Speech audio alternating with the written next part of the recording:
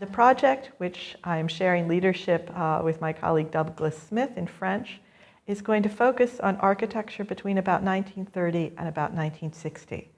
And it's a period in which modern architecture goes from being the avant-garde thing in Western Europe, it's been in the 1920s, to by the 1950s being the established style in many different places in the world.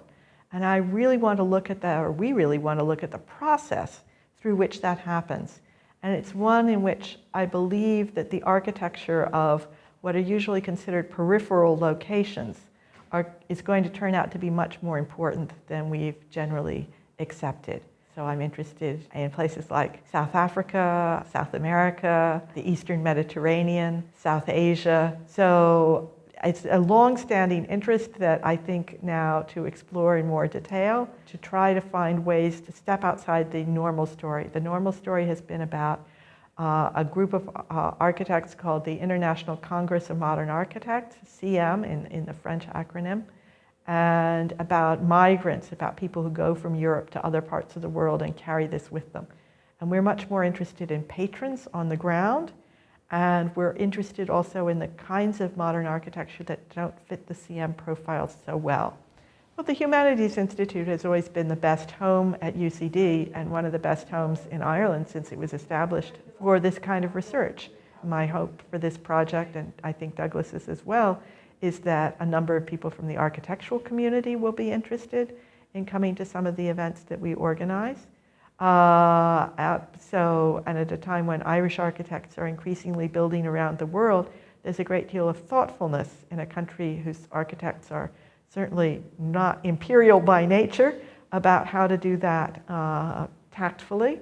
But this is the place where these conversations start, and these are the place where the small number, very small number, of supported doctoral students in the humanities have often been, and where the rest of them get a community. And writing a dissertation is usually a pretty lonely thing, so having a community and having a physical space that you share and those conversations is crucial for those people going forward. I think this project is important because it shifts agency away from the places we expect to find it, to acknowledge that architecture is not only a collaborative act, but that patrons are as important as designers, to understand the audiences for architecture and how they participate in its shaping, rather than just have this be a small clique of architects dictating what we ought to like and what we ought to build. I think it's also really important as part of a larger shift to global history.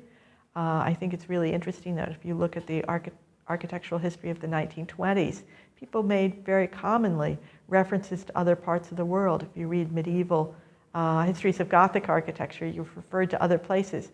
And then there was, after with the Cold War, after World War II, and with decolonization, a sense that you could forget about these parts of the world, and you shouldn't forget about them. The stories that were happening there were really dynamic, and often that's really where the story is. So to get away from this sense that North America and Western Europe are at the center of everything.